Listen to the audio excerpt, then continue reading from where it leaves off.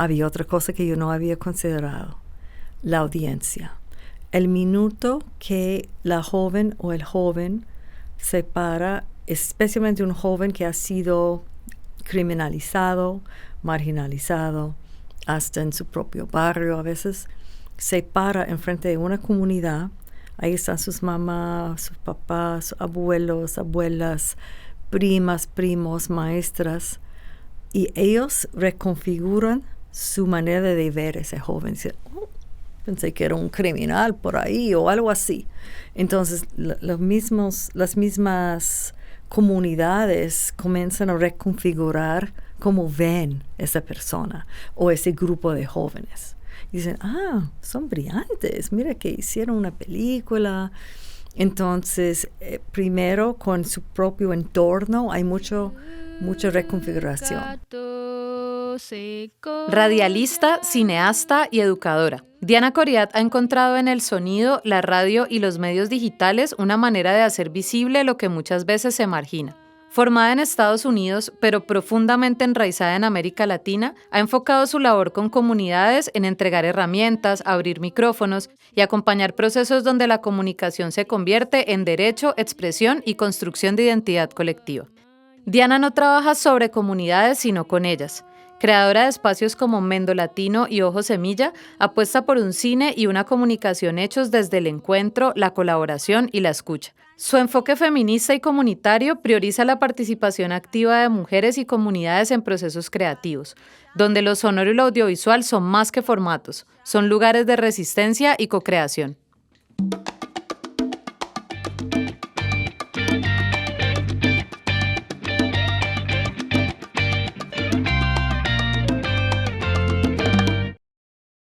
Diana, bueno, vos naciste y estudiaste en un país que es pues la meca del cine industrial occidental, ¿no? Pues como Hollywood, todo esto.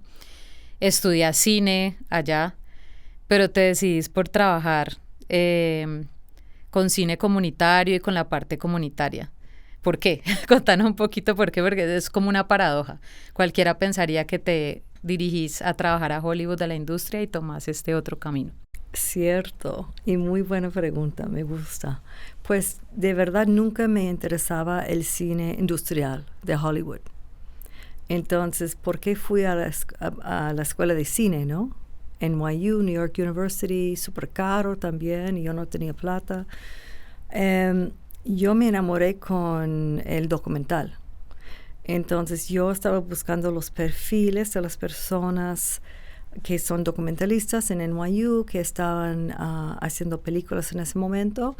Y yo vi un señor que se llamaba, porque ya se murió, George Stoney, y también lo llaman como el padre de acceso libre, y él es una persona que era pionero cuando comenzaron los formatos chiquitos de video. Y también de cine, ¿no? Entonces, él siempre tenía ese afán a filmar en las calles, estar en comunidades. Era documentalista, pero también hacía muchas cosas, como él hacía cartas de video, donde él iba a viajar. Entonces, él iba a Brasil y trabajaba con los Krao y hacía cartas de video a los indígenas de los Estados Unidos que viven en el norte. Entonces, en ese momento no había como ahora maneras para conectarse. Entonces, me metí ahí con él. Él era mi mentor, mi maestro. Comencé a trabajar con él. Pero poco después salí de la escuela de cine. Yo ya había hecho como 2 documentales. Y a vivir en Nueva York es muy difícil. Es muy cara. Entonces, uno tiene que escribir muchas propuestas para ganar plata para filmar un documental. A veces puede tomar 2 años. Entonces, en algún momento fue a Flaherty. No sé si has escuchado de Flaherty Seminar. Sí. Ajá. Entonces, fui y conocí a una chica que tenía la misma mentalidad que yo. Y ella quería como levantar una escuela de cine para jóvenes en Nueva York, que eran como jóvenes como marginalizados, Y desde ahí arrancamos con una escuela de cine, entonces soy fundadora de esa escuela de 1991 y comenzamos la escuela como una serie de cartas de video entre jóvenes en diferentes países. Entonces, desde ahí establecemos programas ahí para diferentes jóvenes, como tuvimos uno para jóvenes inmigrantes hasta que no tenían documentos, otra para mujeres jóvenes, otra para jóvenes queer y trans. Entonces, siempre estamos inventando y es una organización que duró 30 años. Cerró justo antes de la pandemia. Mientras tanto, comencé a enamorarme con el cine comunitario de Sudamérica. Vine a Cali en 2007 para ser profe por un año en Univalle y yo abrí con un curso que se llamaba Cine, Jóvenes y la Comunidad, algo así. Entonces abrí el curso a toda la gente de la comunidad, no solo los estudiantes, y fue muy interesante. Entonces, en esas maneras, la modalidad de cine comunitario en Colombia y también cine joven en Nueva York fueron mis entradas. Y he seguido desde ahí, me encanta. Sí, trabajé en la publicidad por varios años, porque si no uno se muere de... Porque hay que vivir. Hay que vivir. Porque hay que Era vivir. productora en la publicidad para varios años, para producción y después postproducción también. Vos hablas pues como que nosotros hacemos una investigación, buscamos un poquito sobre vos y vos hablas como de la importancia de darle una voz a los que no la tienen, ¿no? Como ayudar a crear plataformas para eso. Creas Mendo Latino, que ahorita me estabas contando un poquito de esto, pero lo que me parece muy interesante es que no solamente creas una plataforma, sino que capacitas a las personas, ¿no? Para que puedan usar esta herramienta para comunicarse, para decir lo que quieran decir y crear estos productos que son pues como puestos en esta plataforma que creas. ¿Por qué consideras que es importante este tipo de herramientas a nivel comunitario? Pues porque es vital generar estos espacios con las comunidades. Bueno, primeramente quiero decir que sí creo que todo el mundo tenga voz, que tienen lo que son voces invisibilizadas. Sí, total. Entonces, el tema primero fue como, bueno, vamos a dar la cámara, capacitar a la gente para que puedan hablar de lo que quieren, pueden compartir sus perspectivas, pero después me di cuenta que era una herramienta muy transformadora en la vida de uno. Entonces, para darte un ejemplo, por un rato en Global Action trabajamos con jóvenes refugiados de guerras. Okay. Venían de guerras de todo el mundo a Nueva York a vivir. Entonces, teníamos un grupo de 8 estudiantes. En ese momento estaban llegando jóvenes de África, de Albania, de diferentes lugares. Entonces, ellos estaban, y después cayó 11 de septiembre. Entonces, ellos eran musulmanes. Y fue muy fuerte porque pensaban que iban a venir a los Estados Unidos como refugiados, a sentirse bien, a sentirse en casa. Y cambia totalmente. Y cambió totalmente, pero podían hacer una película en colectivo. Era como una manera casi para sanarse. Como todos los estudiantes eran muy distintos, venían de diferentes países y hacían un guión colectivo sobre su experiencia de tener que irse de su país como teniendo 16 años y llegando a Nueva York, y ahí cae 11 de septiembre. Entonces ellos hacen esa película y mostraron esa película. Después, en ese momento, el que era presidente Bush comienza como una guerra desatada en todo el Medio Oriente. Entonces, los estudiantes eran muy antiguerra. Entonces, usaban ese herramientas, sus videos, para como despertar conciencia en la gente. Iban a las escuelas, iban a muchos lugares para concientizar a la gente. Entonces, mucha gente cambiaron sus mentes, pero más bien ellos también se transformaron. Y una chica refugiada de Albania me dijo, mire, yo solo me sentaba como un huésped en este país hasta que yo hice mi primera película. Ahora me adueño de esta ciudad porque ya he trabajado aquí en algo que me apasiona. Entonces tiene ese poder de transformar a uno mismo, ¿no? Con su propia narración, búsqueda, etc. ¿Y qué impacto puede tener en la comunidad alrededor? Digamos que ya nos hablas como de ese impacto que tiene en los que hacen parte del proceso. ¿Cómo lo recibe la comunidad alrededor? Los que ven estas películas, los que ven estos productos audiovisuales sonoros, ¿cómo lo reciben y qué impacto tiene? Pues, excelente pregunta. Yo antes, como te digo, pensé que esa herramienta era para ellos mismos. Y yo hice un taller que viene de Colombia, de Pilar Riaño, que es una colombiana de Medellín, que trabajaba la memoria. Y es una exploración y en algún momento tú tienes que describir un momento de transformación. Entonces yo estaba haciendo ese estudio a ver en qué momento del proceso los y las jóvenes sentían transformada. Y uno va a pensar cuándo, la cámara, como estoy diciendo, cámara, investigación, conociendo a la gente. Había otra cosa que yo no había considerado, la audiencia. El minuto que la joven o el joven se para, especialmente un joven que ha sido criminalizado, marginalizado, hasta en su propio barrio a veces, se para enfrente de una comunidad. Ahí están sus mamás, sus papás, abuelos, abuelas, primas, primos, maestras, y ellos reconfiguran su manera de ver a ese joven. Dicen, pensé que era un criminal por ahí o algo así.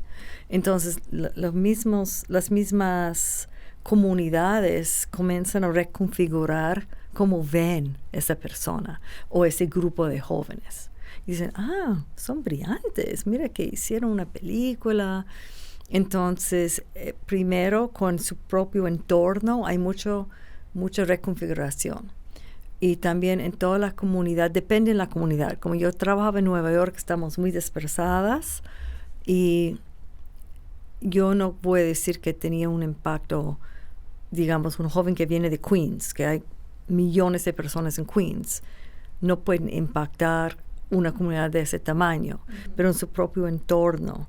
Pero el hecho de hacer cine joven en Nueva York, nosotros éramos uno de los primeros que tenía un programa. Después comenzaron a hacer muchos otros programas de cine joven. Habían varios en la ciudad y teníamos un festival de cine joven. Y ahí sí tenía un impacto a pensar lo joven, a pensar la capacidad de un joven afro, latino, inmigrante, refugiado, hasta trans, queer, porque después estamos abiertos a esos programas también, o estamos comenzando estos programas, podían ver una joven o un joven en su plenitud de quiénes son. Entonces eso sí transforma. Maravilloso, sí, claro, porque hay un cambio de mirada, ¿no? A cómo vemos al otro desde el prejuicio, tal vez desde la estigmatización social, y el cine o la cultura o digamos que este tipo de herramientas logran transformar esa mirada. Totalmente. Hablemos un poquito de algo que mencionaste ahorita y es ese trabajo colaborativo, ¿no? Como en colectivo, la creación, la co-creación, ¿no? Como esta vaina de crear en conjunto. ¿Cómo son esos procesos que has llevado en esa modalidad, ¿no? Que no es como les enseño y cada uno cree lo que quiera hacer por su cuenta, sino que vamos a trabajar en colectivo y a sacar algo de aquí en conjunto. ¿Cómo surgen esos diálogos en la creación colectiva? Bueno, en primer plano, el cine comunitario ha tenido mucha influencia en la educación popular. La educación popular apela a la colectividad, apela a que no hay un maestro o una maestra que entrega la información a un público, una clase, en un curso, sino que el conocimiento se genera en colectivo. Y tenemos que hacer un análisis, entonces, juntos y después podemos como hacer algo. Entonces, la colectividad es muy importante. Y lo que aprendí de mis jóvenes con quien trabajaba, cuando yo les preguntaba lo mismo, decían, ay, ¿qué fue la parte más linda, la parte más difícil de toda la producción?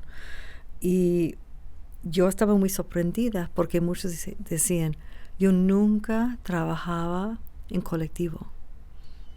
Es la sociedad gringa, estoy hablando de Nueva York, no en Sudamérica, porque mucha gente sí estaba muy familiar con procesos colectivos. En la sociedad allá es muy individualista. Entonces, en la escuela misma, tú estás en tu escritorio y tú tienes tus deberes, tus tareas, y tienes que entregar a una maestra o un maestro. En el cine comunitario, trabajas en colectivo, pero especialmente con adolescentes, puede venir muchos conflictos. Claro. Hay que negociar mucho. Si están haciendo un guión, ¿cómo es ese personaje? Ay, yo quiero verlo como tal, tal y tal. Ay, pero yo no, yo pienso. Entonces, toda esa discusión, y dijeron que para ellos era muy transformador a tener que negociar y escuchar a otras personas, sus ideas. Y hasta hoy en día, cuando yo trabajo en procesos colectivos, esa es la parte más difícil del proceso de cine comunitario. Hacemos capacitación, hacemos metodologías lúdicas para explorar cosas. El minuto de sentarnos para qué queremos hacer y vamos a escribir en colectivo, súper difícil. Pero también es muy como se complace mucho después de ver el producto. Eso te iba a preguntar. ¿Cómo crees vos que impacta en los productos finales ese trabajo colectivo? O sea, en comparación con procesos que son un poco más personales o individuales o de otra índole, ¿no? Como en otros modelos de producción. ¿Cómo crees que impacta ese trabajo colaborativo un poco más horizontal en los productos finales, ¿no? Como en los resultados de los procesos? No puedes hablar de cine de autor. Más bien cine de autoras, actores. Yo mostré una película ayer en el taller académico de la mañana. Mostré 2 películas. Pues yo también ahora trabajo en lo que se llama cine comunitario feminista, más en Ecuador. Entonces, había un grupo de mujeres, estamos en un laboratorio de creación audiovisual, y dividimos en grupos. Había un grupo de 10 mujeres. Adentro de esas 10 mujeres habían mujeres tal vez de 3 etnias indígenas, mujeres afro de ese territorio en Chota, mujeres mestizas, blancas, urbanas y varias otras personas. Entonces ellas negociaron, querían crear como un video, un poema más o menos, que quería hablar de temas que hemos hablado en todo el proceso, sobre el derecho a decidir, sobre su cuerpo. Es como toda la conexión, defensa de cuerpo y territorio, con la primera defensa es mi cuerpo. Entonces, con eso el tema, cada mujer tenía un momento en el video cuando declaraba algo. Entonces, y fue muy interesante porque el video es un corto de 4 minutos y hay varias lenguas, hay varias músicas y mujeres como mezclando sus voces en qué quieren, su proyecto de vida. Y es interesante, pero no es un pensamiento único. Es como casi una síntesis de lo que hemos hablado en la preproducción. Háblanos un poquito de ese proceso de cine comunitario feminista. ¿Cómo surge? ¿Qué es lo que más les interesa? Para que sepamos un poquito en qué estás trabajando con este colectivo. Sí, comienza, bueno, como te dije, yo trabajo cine comunitario ya como más de 30 años. Entonces, por un lado, comienza cuando me invitan a una comunidad para ser facilitadora de procesos. ¿Y qué pasaba? Uno llega, digamos, vamos a trabajar con 12 estudiantes. Hay 8 hombres, 4 mujeres. Y las mujeres se quedan atrás, los hombres están muy interesados en la cámara. Entonces siempre había un esfuerzo. Mira, ven, toca la cámara. Había como interés de todo el mundo, pero las mujeres parecían mujeres jóvenes también. Estoy hablando de chicas de 15, 16 años. En frente a sus compañeros estaban mucho más tímidas. Entonces yo comencé a pedir a la gente, cuando me invitan, que yo quiero trabajar solo con las mujeres. Yo hice eso en Casa de Chontaduro, en un proyecto en Buenaventura. Entonces, yo comencé a ver que cuando las mujeres están juntas, brotan temas que no se revelan en un proceso mixto. Comenzamos de a hablar de las violencias que hemos experimentado. Entonces, cuando yo voy a vivir en Ecuador, 2012, comienzo a trabajar con un grupo que se llama El Churo Comunicación. El Churo Comunicación nace en las protestas callejeras en Ecuador, y eran radialistas y estaban como motivando a la gente a ir a las calles. Estaban parte de una radio muy interesante, Radio La Luna. Entonces después salieron porque dijeron que eran como tenían perjuicio contra los jóvenes, no querían dejarle hacer todo. Salieron, y cuando yo voy a Ecuador en 2012, tengo mucho más años que ellos. Ellos tenían en ese momento tal vez 30 años, no sé, 20 y pico. Y dicen, vos trabajas cine comunitario. Es que nosotros somos radialistas, pero queremos trabajar cine comunitario. Pero ellos también tenían todas las metodologías que yo tenía: educación popular, comunicación popular, cómo ligar el videoactivismo con el trabajo, trabajar en colectivo. Entonces fue súper natural que yo comencé a trabajar con ellos. Entonces comenzamos un proyecto que se llama Ojo Semilla. Y la idea es un laboratorio de creación audiovisual itinerante. Íbamos a diferentes comunidades, convocamos la comunidad, y siempre era difícil. Venían más hombres, menos mujeres. En unas comunidades que son más cerradas, tal vez digamos unos pueblos indígenas, había siempre esa negociación: por favor, queremos mujeres también. No, ellas no interesan, no. Cosas así. Siempre había una lucha para unir más mujeres. En algún momento comenzamos el equipo facilitadora de mujeres. Dijimos, queremos espacios propios, queremos espacios donde nuestras participantes pueden contar sus historias, sus vidas. Entonces comenzamos una edición de Ojo Semilla, que Ojo Semilla es mixto, Ojo Semilla feminista. Y el primero fue en la comunidad Saraguro. Pueden buscar en YouTube el video que fue el producto, que son 6 minutos. Se llama Sombrero Blanco.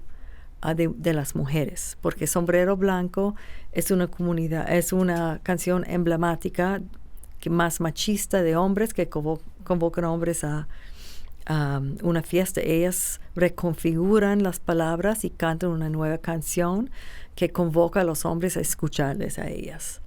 Entonces seguimos con Ojo Semilla. Yo participé en uno en Chota, que es un territorio afrodescendiente, donde invitamos mujeres de diferentes comunidades.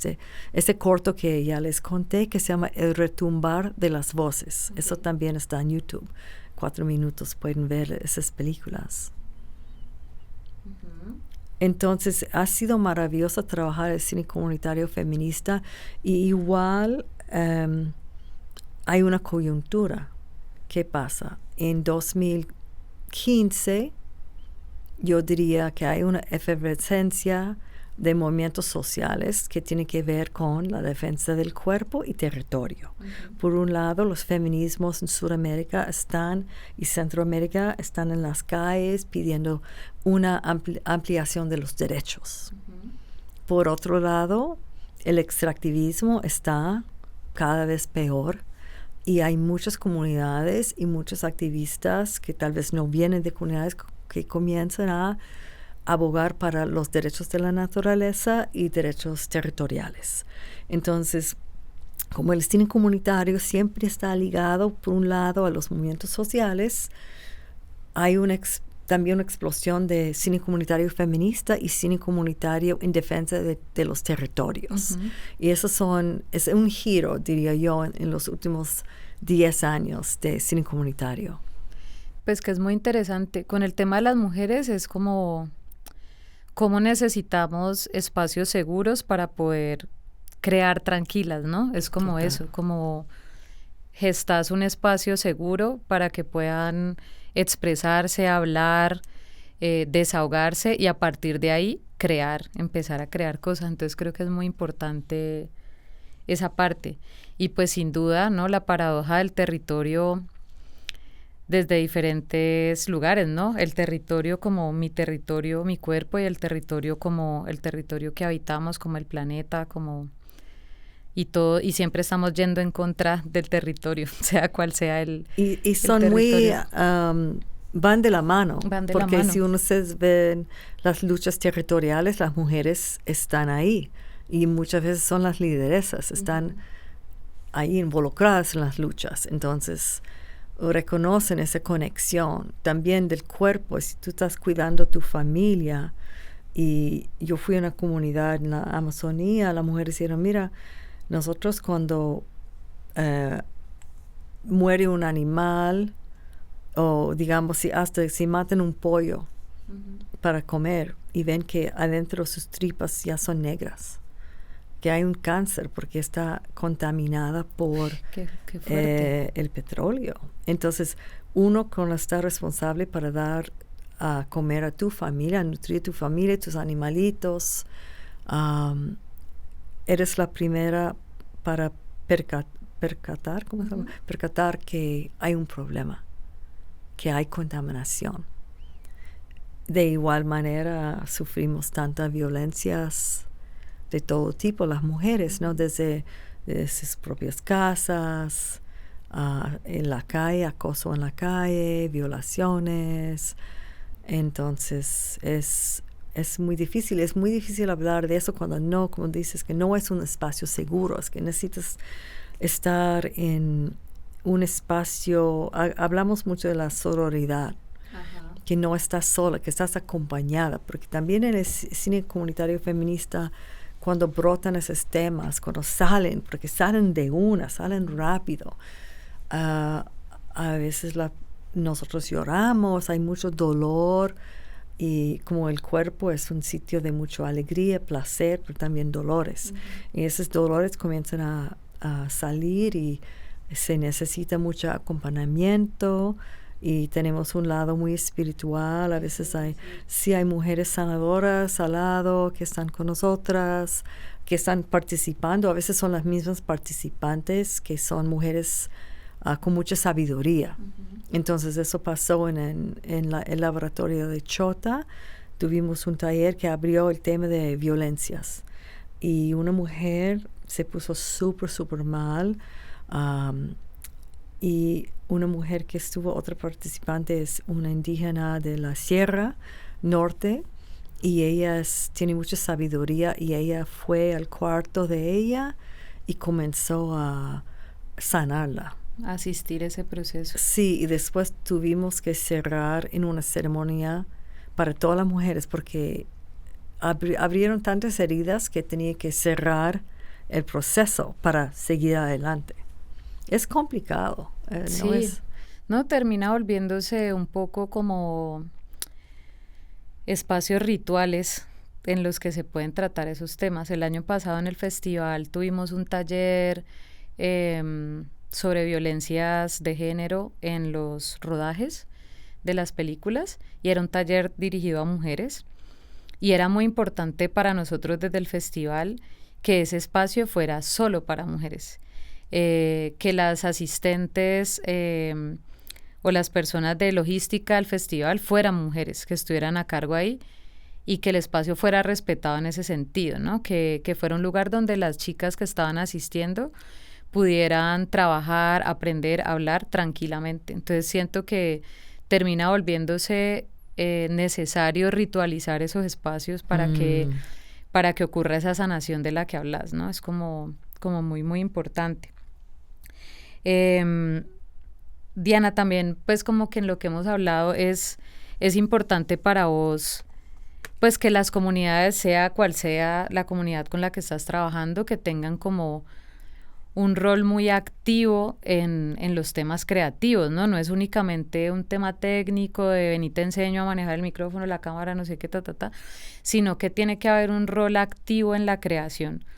¿Cómo desde tu lugar como facilitadora dirigís esos procesos, ¿no? Cómo encaminar esos procesos a nivel creativo y no tanto lo técnico o la herramienta como tal que le proporcionas. Es interesante, voy a decir que ayer Laura Valencia, creo que se llama, ojalá que tenga su nombre bien, ella era la facilitadora de la sesión que hicimos ayer. Ella me preguntó cómo podemos trabajar, si estamos trabajando las autonomías y venimos de afuera, que puede ser por raza, etnia, yo como mujer blanca en los Estados Unidos, cómo puedo, cómo puede fluir procesos creativos que yo no estoy imponiendo. Y eso tiene mucho que ver con los feminismos también. Entonces tuvimos que pensar mucho cómo hablar de los feminismos y temas de mujer sin homogenizar el tema del feminismo y qué es feminismo y imponer respuestas.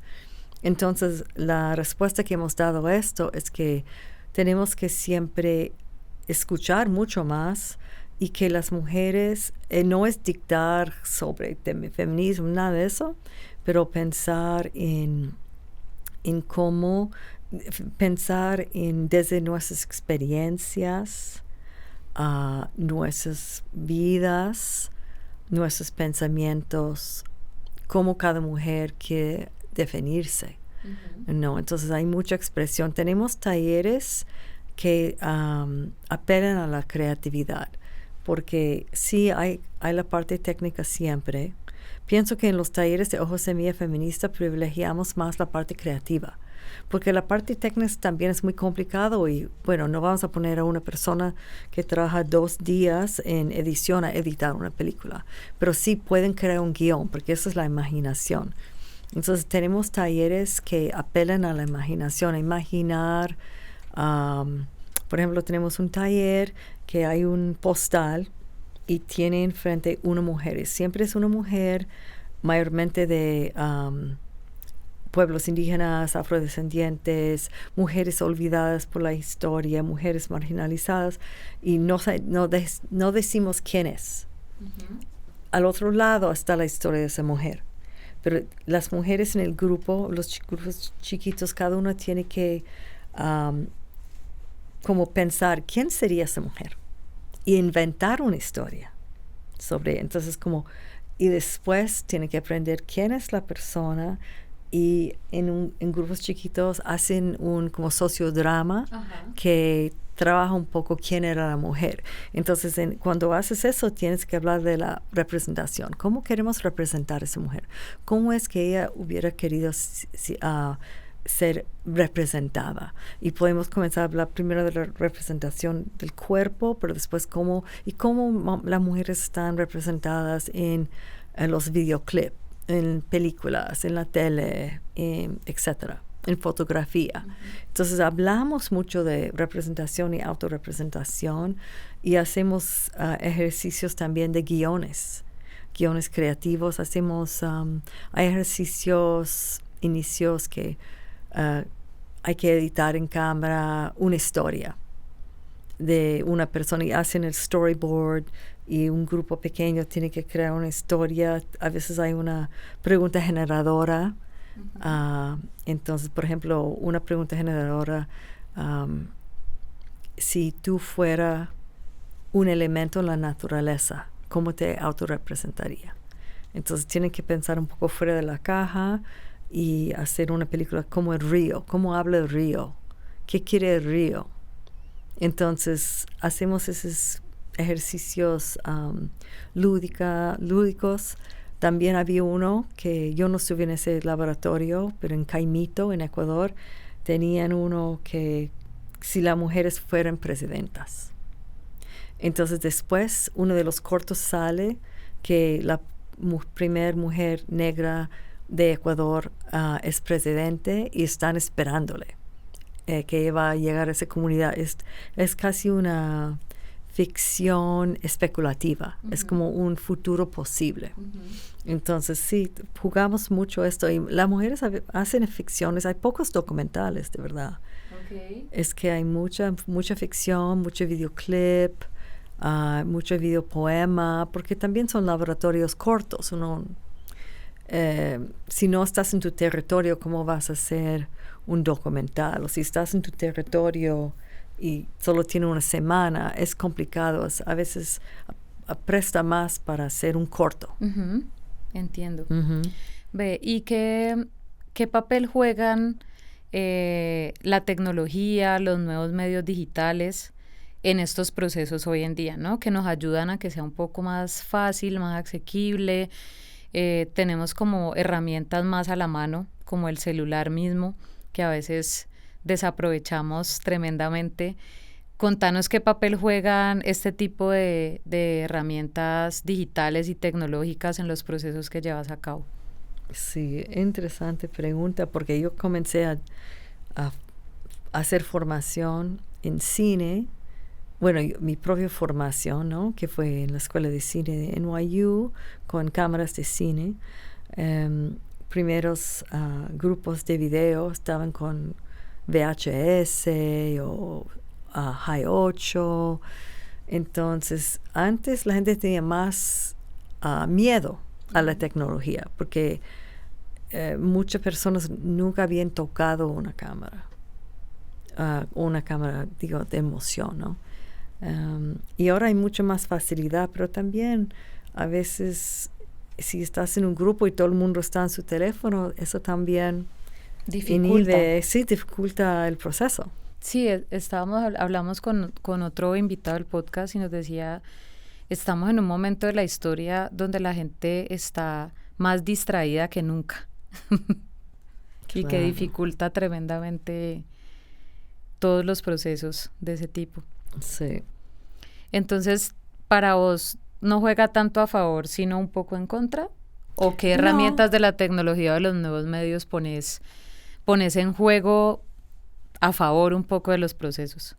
Bueno, los celulares definitivamente, porque antes teníamos políticas, decimos, porque nos invitaban a muchas comunidades y negamos muchas invitaciones. Eso es en Global Action Project, que se llamaba mi proyecto en Nueva York, pero era como muy internacional también. Y yo decía, bueno, si no tenemos plata o no podemos como buscar plata de una fundación para dejar los equipos en la comunidad, para que ir a una comunidad y capacitarlas si vamos a salir. Y mucha gente hacía eso.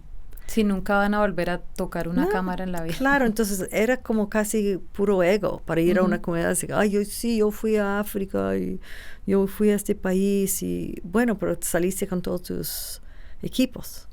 Entonces era la política, solo podía hacerlo si dejas equipos. Yo una vez me invitaron a un campo de refugiados durante la guerra de Croacia. Y yo dije, no voy si no puedo dejar los equipos. Entonces, eso fue con el International Rescue Committee. Me dieron un presupuesto y yo compré 2 kits. Y fui y capacité a jóvenes que estaban viviendo en un campo refugiado, no con carpas, un poco más, eran edificios, ¿no? Y tenían un estudio, como un cuarto.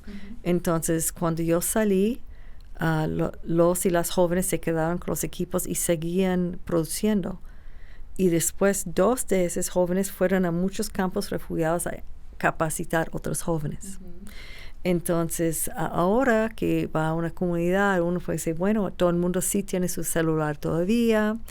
También ayuda en el tema de comunicación. Podemos quedarnos en comunicación, podemos crear un grupo de WhatsApp. Como hemos hecho esto mucho en los laboratorios de Josemía, tenemos un grupo de WhatsApp de una experiencia. Y una cosa muy fuerte pasó, por ejemplo, como hablando de la sororidad y que vamos a acompañar. Teníamos eso es justo en la pandemia, porque tuvimos la experiencia en Chota en febrero de 2020. Después cae la pandemia, tuvimos que hacer muestras y conversatorios con las chicas en Zoom, y luego teníamos un WhatsApp y una mujer lideresa muy fuerte, escribe que estaba en peligro, que estaba en una situación de violencia y necesitaba ayuda, no sabía qué hacer. Y puede imaginar cómo nosotras, no digo el equipo facilitar, todas nosotras, la comunidad que formaron, brincamos para ver cómo ayudar, cómo haces. Había mujeres licenciadas, había otras que capacitadas en tema de violencia, entonces había mucha manera para hacer intervención. En otro momento otra mujer tenía como un quiebre mental, entonces era como todavía seguía siendo un grupo seguro durante pandemia, la clausura, y podían como comunicarse. Entonces eso también es muy positivo. Sí, qué chévere. Sí, porque terminas creando comunidades o haciendo parte de comunidades que se sostienen en el tiempo porque se vuelven esos espacios seguros, sí, ¿no? Como para la gente. Diana, contanos, ¿cuál ha sido, elegí el mayor aprendizaje que has tenido en todos los años que llevas trabajando a nivel comunitario? O sea, ¿cuál destacas vos como un aprendizaje muy poderoso que te ha dado ese trabajo con comunidades? Para mí, ahora, yo puedo solo hablar hay tantos aprendizajes en cada proyecto. Y cada proyecto es un ser vivo, tiene su propia dinámica. Pero últimamente, en el trabajo de cine comunitario feminista, estamos intentando trabajar las pedagogías, las metodologías, en una manera que apelen a, que están como en diálogo con los feminismos. Uh-huh. Entonces, los temas de los feminismos ahora, que hay muchos feminismos, pero también está con los feminismos negros, que eran las primeras para hablar de la interseccionalidad, que podemos todos estar sujetos a violencia, pero según nuestra raza, clase social, ubicación geográfica, nivel de educación, hay muchos otros factores, nos va a afectar de manera distinta. Entonces, intentar crear metodologías que apelen a un análisis interseccional entre mujeres diversas. También trabajar desde un pensamiento de la interculturalidad. Uh-huh. Entonces, ese trabajo interseccional, intercultural, es un reto muy, muy grande. Y uno de los retos adentro es cómo guiar procesos donde nadie manda, que nadie ofrece definiciones a los conceptos o cómo debe ser una cosa o quién es una feminista, como si cada una mujer tiene que hablar desde su experiencia. Uh-huh. Y puede ir transformando su pensamiento a lo largo del taller, pero es decisión de ella. Entonces, ¿cómo no imponer una definición, pero también al mismo tiempo está transparente, es decir, que nosotros sí, el equipo facilitador, nos identificamos como feministas, no vamos a imponer nuestra manera de ser, pero sí queremos hablar de las violencias, sí queremos hablar del derecho a decidir, queremos hablar de defensa de cuerpo, territorio. Entonces sí, no somos como, hablamos de cualquier cosa que ustedes quieran. No, es que tenemos agenda. Hay una guía. Hay una guía, uh-huh. Sí, claro. Y hay una agenda, es que si es cine comunitario feminista, estamos tratando de hablar de temas que tocan a todas las mujeres, pero de maneras distintas. Sí, es como lo universal, entre comillas, es decir, lo que nos toca a todas, pero desde la experiencia de cada una, que ha tenido cada una. Diana, cuando vos estás aburrida, triste, bajita de energía, ¿qué te ayuda otra vez a subir el ánimo? Es que casi no estoy muy triste. Maravilloso. Bueno, te puedo dar un ejemplo muy concreto ahora. Que ganó Trump en los Estados Unidos. Eso tal vez me ha desanimado más que cualquier cosa en los últimos años. Y especialmente que gana y había una mujer competente, una mujer afro. Y yo dije, ¿cómo voy a vivir? ¿Cómo voy a vivir en este país ahora? Y el poder del arte y de la creación, la comunidad, como venir aquí a Cali cae como algo muy importante para mí en este momento, a no tener la política de los Estados Unidos, donde yo vivo ahora, en el centro de mi mundo, al menos por una semana, y a venir aquí donde hay mucha cultura, hay mucho entusiasmo para la creación, hay muchos jóvenes haciendo cine. Eso sí me da mucha energía y creo que nosotros artistas, creadores, es una manera para sanarnos a nosotros mismas, pero también a buscar otras modalidades, otras maneras de ser en el mundo y inspirar a otras personas también a tener esperanza. De acuerdo, absolutamente de acuerdo. Volvernos de alguna manera como agentes replicadores de estas herramientas tan maravillosas desde lo cultural y desde lo artístico. Contame, cuando vos eras niña, ¿qué querías ser cuando fueras grande? Yo no tenía decisiones, yo nunca sabía, yo no sabía qué quería hacer, pero cuando tenía como 16 años me enamoré con el periodismo fotográfico. Me levantaba muchas emociones a ver las fotos que estaban haciendo Sebastián Salgado y muchas otras personas. Pero yo, en ese momento, como yo vengo de la clase como media baja, yo dije, bueno, pero eso es para la gente rica, que no necesitan sueldos. Pues yo no podía imaginar que podía vivir de arte, porque mis papás también, mi mamá y mi papá pensaban que eso era una locura también. Entonces, no tenía mucho acceso a eso. Entonces, yo cerré esto para varios años y me capacité como secretaria para trabajar como secretaria porque necesitaba un sueldo, y después en algún momento volví a que no, es que hay que tratar de hacer lo que uno quiere. Pero es real que a veces la pobreza o la falta de recursos, que uno no tiene papás que te mandan a la U, o no tienes sueldo, y cómo vas a comenzar trabajando como fotógrafa si no tienes nada. Mi mamá dijo, mira, aprender, ¿quieres ser enfermera? No, yo odio ver sangre, no. Entonces ponte como secretaria porque nunca vas a morir de hambre. Entonces yo seguí esas instrucciones, pero después volví. Pero luego volviste a tus propias instrucciones desde adentro. Diana, contanos la anécdota que más recordés. En este caso puede ser como de tu trabajo con comunidades desde lo audiovisual, pues como una anécdota que sea poderosa. Nos has contado varias en esta conversación, pero una que recordés con mucha fuerza de tu experiencia, de toda tu experiencia.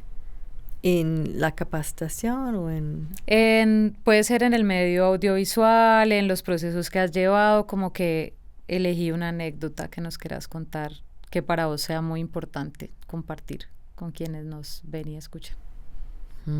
Qué difícil, tengo tanta. Ay, no sé. Mi mente se fue en blanco ahora.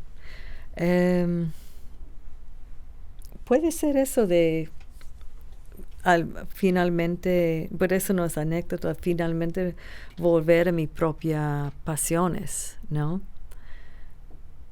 Pero sí, no, tal vez uno muy interesante fue cuando como yo viajé muy joven, fui a México primero a vivir un año, cuando yo tenía 19 años, y cuando yo volví como totalmente cambiada.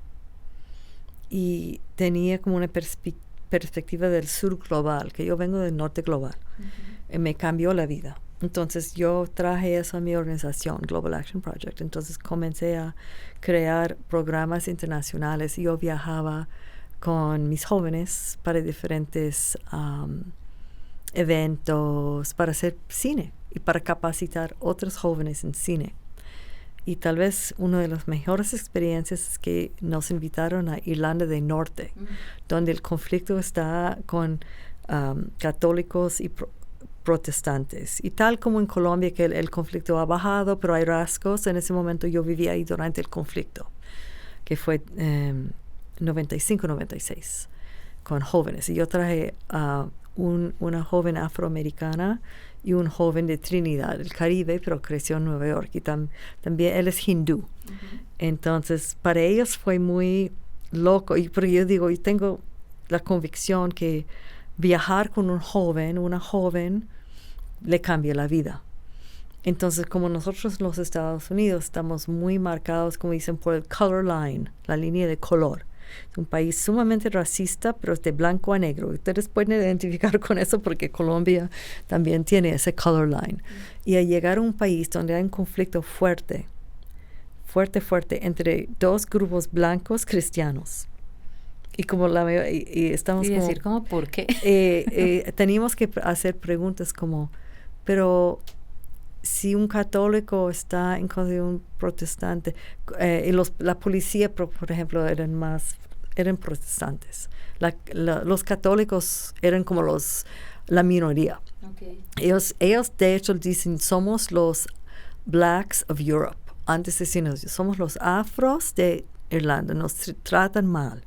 Entonces, como una policía para un joven, y entonces mis jóvenes de los Estados Unidos dijeron, ¿cómo puedes saber si alguien te para en la calle, tú eres un jovencito blanco, cómo saben si eres protestante o católico? ¿Cuáles son los códigos? Dicen, bueno, primero comienzan, ¿qué es tu nombre? Puede ser por el nombre, el apellido. Pero a veces nos están dando un ejemplo, pero mi nombre es neutro, puede ser católico o protestante. Y después dicen, ¿dónde vives? Porque por los barrios marca quién identifica. Eres. Pero en ese caso, ese joven David dice, pero yo vivo en un barrio, de hecho viven protestantes, es clase media y viven protestantes también unos católicos. Entonces no sabía. Después dicen, ¿a qué escuela vas? En cómo están indagando, a ver. Entonces al fin dicen, ¿qué religión tienes? Y dice, pues soy ateo. Y dicen, pero no, ¿eres ateo católico o ateo protestante? Entonces, sí, porque solo tenés esas dos opciones aquí. Claro. No tenés más opciones de ser. Sí, claro. Y las personas que salían de ese esquema eran los músicos, que había un proyecto de jóvenes que se llama Nerve Center, que abrían sus puertas a todo el mundo, los que querían tocar música. Era la comunidad más abierta y la comunidad LGBTQ. Eran las dos, cuando yo vivía ahí, eran las más abiertas, bienvenida a todo el mundo, que son de esas comunidades. No importamos qué religión tienes, porque no nos importa eso. Maravilloso. Gran aprendizaje ahí. En últimas, desde cualquier lugar del mundo siempre encontramos razones para dividirnos, ¿no? En un bando u otro bando. Diana, muchas gracias. Gracias a ti. Me encantan las preguntas y todo. Está muy bonita la conversa. Muchas gracias por sacar ese espacio para estar con nosotros acá. Este episodio fue realizado gracias a la colaboración del Festival Internacional de Cine de Cali. Si te gustó, apóyanos con 5 estrellas, una reseña o compartiéndolo en tus redes sociales. Takechima Podcast es una producción de Estudios Takechima bajo la dirección de Jaime Tenorio. Está disponible en YouTube, Spotify, Apple Podcast y demás plataformas de audio. Comité conceptual: Ángela Trejos Collazos, Carlos Jair Guasá Caicedo, Juan David Hernández Caviedes. Dirección y producción: Ángela Trejos Collazos, Juan David Hernández Caviedes. Dirección de sonido: Carlos Jair Guasá Caicedo. Dirección de fotografía y montaje: Camilo Marulanda. Asistente de fotografía: Suani Coabú Montenegro. Grabación, mezcla y musicalización: Sebastián Ortiz Castro. Asistentes de sonido: José Orlando Garzón, Juan Daniel Montenegro, Mateo Incapié. Community Manager: Natalia Naconas. Diseño gráfico: Michel Morales. Estudios Takechima es una unidad administrativa especial adscrita a la Secretaría de Cultura, Alcaldía de Santiago de Cali, 2025.